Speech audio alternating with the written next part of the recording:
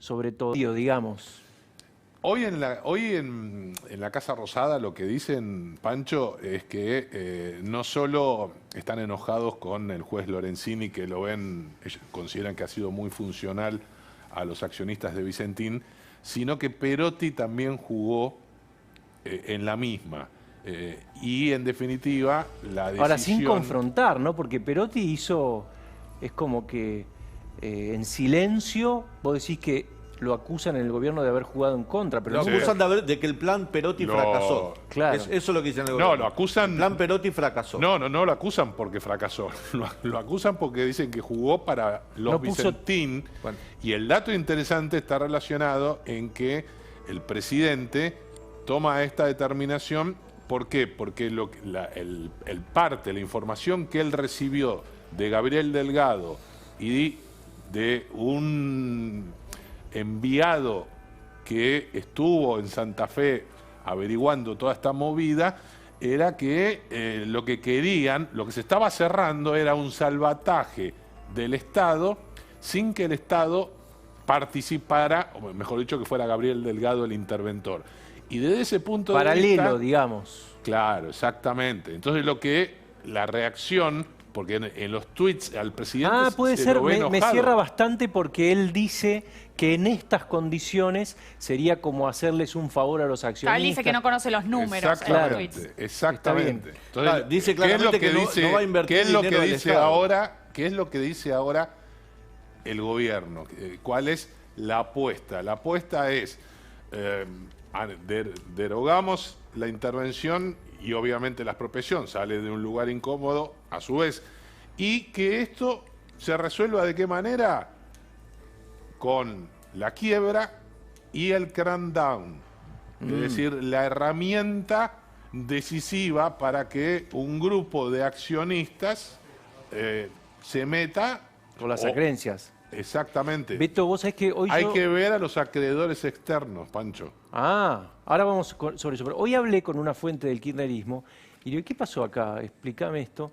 Y me dice, es que no hay plan, no hubo plan coordinado para expropiar o para avanzar, y un poco cargó también sobre la estrategia de Alberto Fernández, no ya de Perotti, ¿no? Porque viste que la principal objeción que le hacen al presidente en el Instituto Patria es que no gestiona como ellos quisieran, ¿no? Si te parece, Beto, tenemos la frase principal del decreto. A ver si lo podés poner acá atrás, así yo lo puedo leer, porque si no, ahí lo tenemos resaltado, mirá. Ahí está. A pesar de lo expresado desde el día en que el Gobierno Nacional tomó la decisión de intervenir la empresa, solo encontró una actividad obstruccionista, esta palabra es clave, de los accionistas, que fue permanentemente avalada por distintas decisiones judiciales. Y acá está, esto está en el decreto. Una No solo crítica en el decreto contra el juez. Nos habíamos olvidado, el kirchnerismo incluye estas pequeñas ironías, hace decretos con ironías. Sí, obviamente. Y esto manifiesta o demuestra el malestar que hay. Y lo que también dicen es que Perotti, que los operadores de Perotti y sus colaboradores de la IGJ tenían, por lo menos miraron para otro lado, y se llegó ayer a una instancia. Esto también es interesante, Pancho. Ayer se llegó a una instancia que en el kirchnerismo decían, fracasa esta gestión, ¿qué es lo que viene? El proyecto al Congreso de expropiación. Es que yo, la primera sensación que tuve cuando vi el tuit del presidente fue esa. Claro. Y sin embargo, el dato es muy interesante. Lo charlábamos con Camila antes de entrar. ¿Por qué? Porque hay quienes dicen... el presidente nunca estuvo convencido, no tenía convicción frente a este tema, lo tuvo que hacer por presión del Instituto Patria. Y hay quienes en el albertismo dicen, ojo, que este desenlace, este fracaso de lo anunciado, recién vos lo mostrabas, que no termine pasando con la ampliación de la Corte, otra iniciativa de la vicepresidenta Cristina Fernández de Kirchner, que no convence al presidente. Ojo, porque también esto podría ser leído como una especie de consolidación de un albertismo. Es decir, si Alberto no estaba convencido de esto y este argumento del juez le permite volver atrás, uno podría decir, ¿por qué esta no intervención? ¿Vos querés decir que Alberto Fernández está festejando en silencio? No sabemos. Ahora seguimos con esto porque hay una alerta, datos de último momento. Daniel Santa Cruz.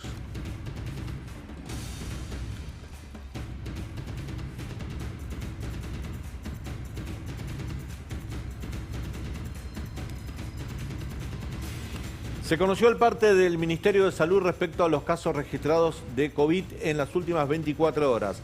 Fueron 5.929 los nuevos casos registrados de coronavirus en el ámbito del territorio nacional, 5.929, lo que eleva la cuenta a 191.302. Reiteramos, 5.929 nuevos casos, 191.302 son los casos registrados hasta ahora.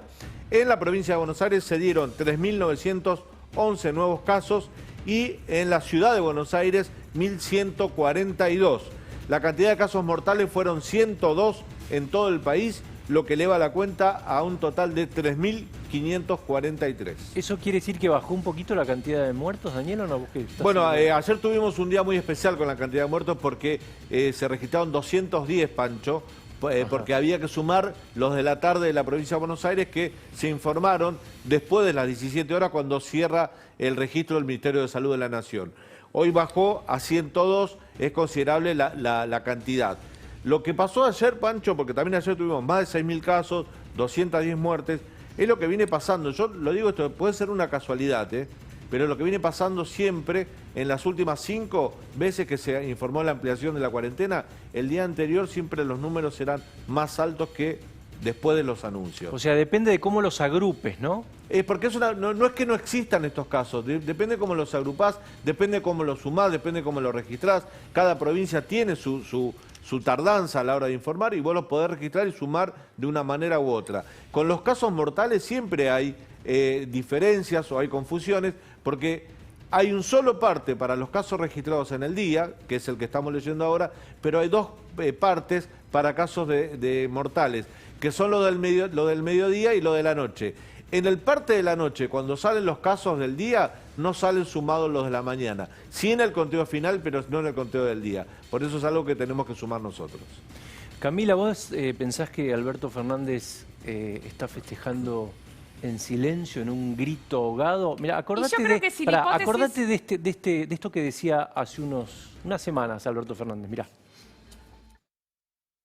Digo, bueno, no, yo me equivoqué con el tema de Vicentín, porque yo creí que la situación estaba mucho más asumida, la situación de crisis. Y que todos, cuando yo anunciara que el Estado iba a ayudar a recuperar a la empresa, iban a salir todos a festejar, porque estábamos recuperando una empresa importantísima en Argentina. Por ahí está festejando. Sí, yo creo que aparte acá juega otra cosa, porque el argumento acá que está usando Alberto Fernández en sus tweets es en contra del juez, es diciendo la justicia nos está obstruyendo esto. Entonces sirve para jugar en dos cosas, para decir, bueno, la justicia no está funcionando, apuntando a la reforma judicial, y al mismo tiempo tiene un argumento para, si como nosotros veníamos diciendo hace un tiempo, no estaba tan convencido de la expropiación, decir, bueno, hasta acá llegué, yo hice todo lo que pude, no fue por mala voluntad propia, sino es el juez el que me está... Esto no se filtró nunca. Igual paga un costo político alto. Es más, recién desde algunas fuentes cercanas al presidente... ¿Un costo con quién, Beto? ¿Pero con quién decís que paga? ¿En qué parte de su electorado? En el poder presidencial. Porque lo que queda... Esto lo estamos nosotros... haciendo, digamos, un análisis más, si querés, de círculo rojo.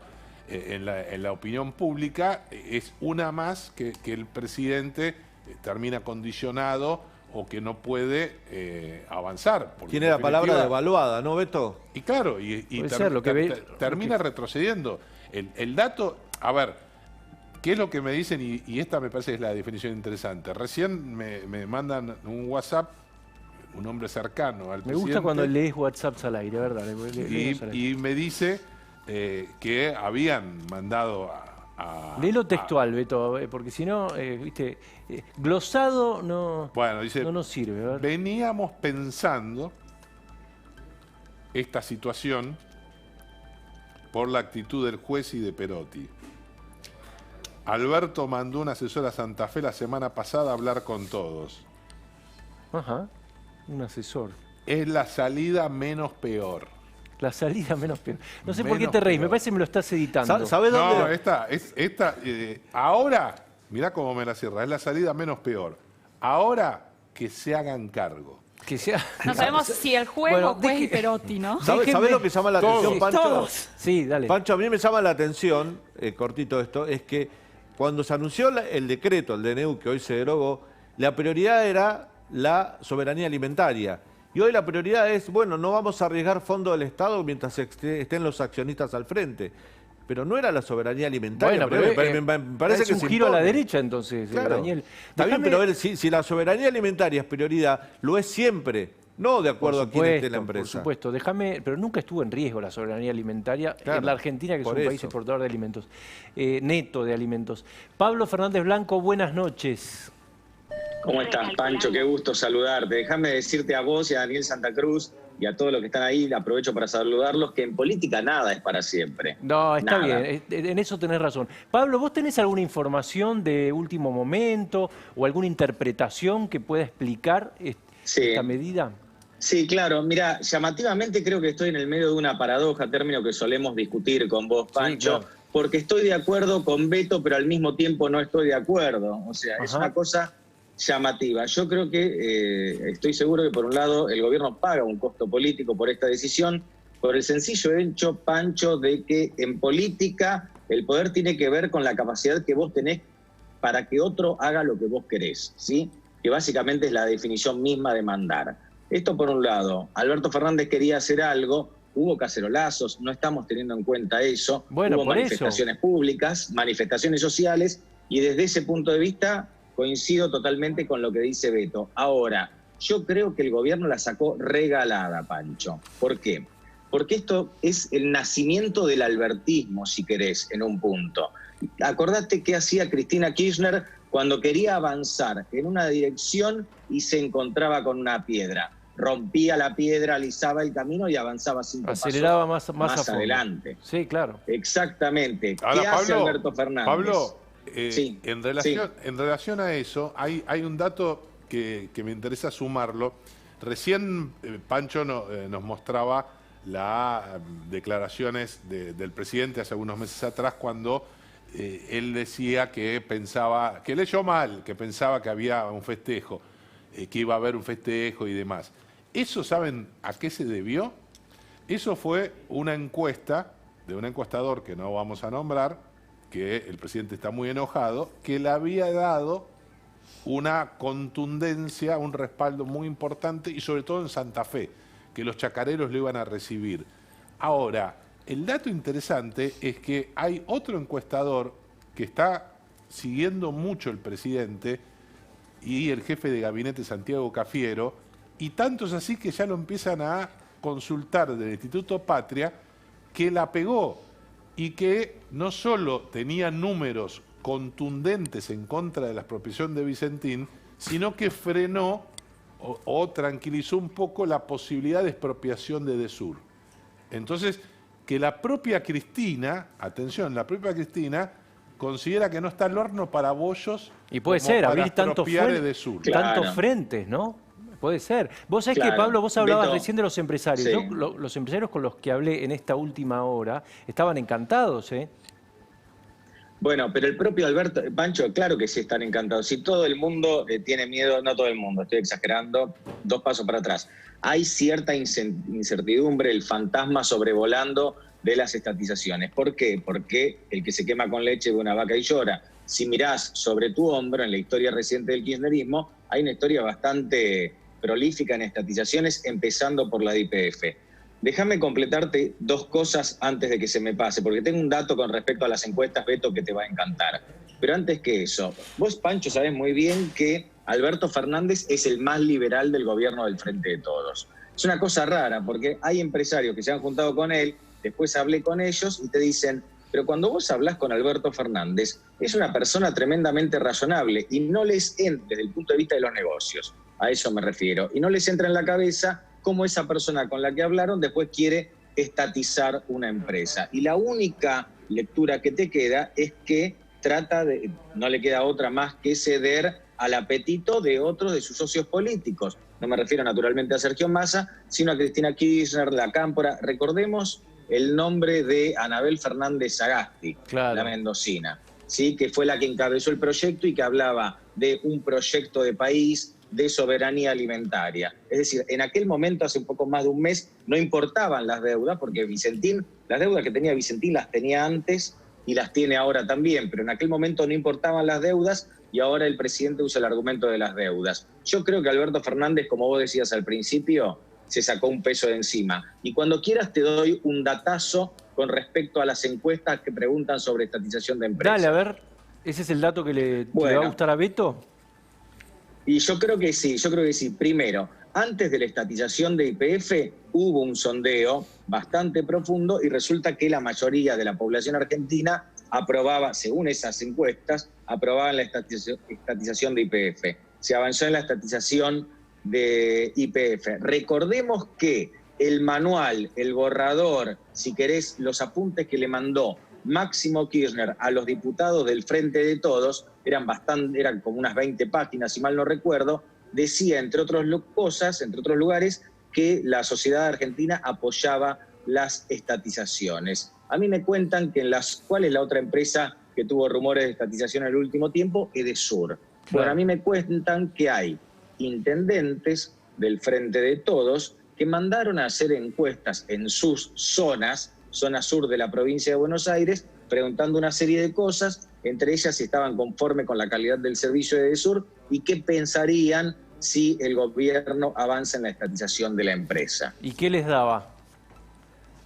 No tengo los resultados, Pancho, todavía se está haciendo la encuesta. No, bueno, pero mira, yo no sé si Sergio Massa... Tiene una encuesta, discúlpame, Pancho, sí, tiene una encuesta, el Instituto Patria,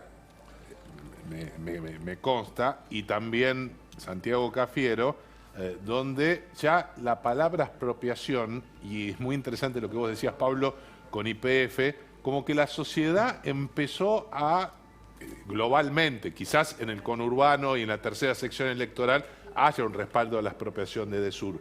Pero en líneas generales se lo vincula con Venezuela. Pero es que eso hubo un cambio grande. Vos acordate cuando estatizaron el sistema previsional. Yo no sé si hoy pasaría eso, ese proyecto. Y en ese momento el 99% de la gente estuvo a favor, ¿no? Yo te preguntaba lo de Edesur porque Massa ayer, en la sesión de diputados, hizo un comentario respecto de, no sé si se había interrumpido el servicio, nombró a la empresa y en general, vos sabés que Massa acá no da puntadas sin hilo. Debe tener esas encuestas que vos decís. En la vida, Massa no da puntadas sin hilo. Te voy a comentar algo más. ¿Por qué? ¿Cuál es el principio de esa historia de Massa? Vos sabés que el fin de semana pasado, no sé si lo llegaste a ver, es muy simpático y tiene mucho ritmo. Se hizo un video con la canción de Hola Moore, ¿te acordás de Edesur? Sí, lo vi. En los años 90. Bueno, exactamente. Massa toma ese video y dice, bueno, quizás algunos no podamos llegar a esta sesión en el Congreso, la sesión de ayer fue, ¿no? Sí. La sesión de ayer, porque hay un semáforo que no anda, porque la empresa de Edesur está teniendo problemas y no me pidan que cante la canción esa. Es decir, esa canción fue muy sugestiva, obviamente reavivó los fantasmas con respecto a toda la incertidumbre que generan estas decisiones o estas inclinaciones del kirchnerismo, por un lado porque se hizo la canción, pero por otro lado porque la retuiteó y la compartió, creo, en Facebook Martín Insaurralde. Claro. Bueno, entonces vos pensás que esto termina acá, no es que viene otra cosa parecida. No. Yo no pienso que termine acá. Vos no pensás que termine acá. Te cuento por qué. Sí. Te cuento por qué querés, para cerrarte el capítulo de Vicentín, si querés. Sí. El gobierno argentino, el Estado argentino podría haberse quedado con una parte importante de Vicentín con mucho menos ruido, pero tuvo que hacer las cosas al estilo kirchnerista, que, bueno, ya lo conocemos, a alguno le gustará, a otro no le gustará. Pero en realidad el gran acreedor de Vicentín en la Argentina es el Estado argentino a través del Banco Nación. El Banco Nación tiene que ir a golpear la puerta del juzgado, ponerse de acuerdo con el juez reclamar lo que le corresponde, como le pasó en IMSA. Yo como ciudadano argentino quiero que el Banco Nación reclame lo que le corresponde en Vicentín. Por favor, no confundamos la cosa. Una cosa es intervención, otra cosa es estatización y otra cosa son las deudas que hay que pagar. Ahora, el Estado argentino tiene esa posibilidad.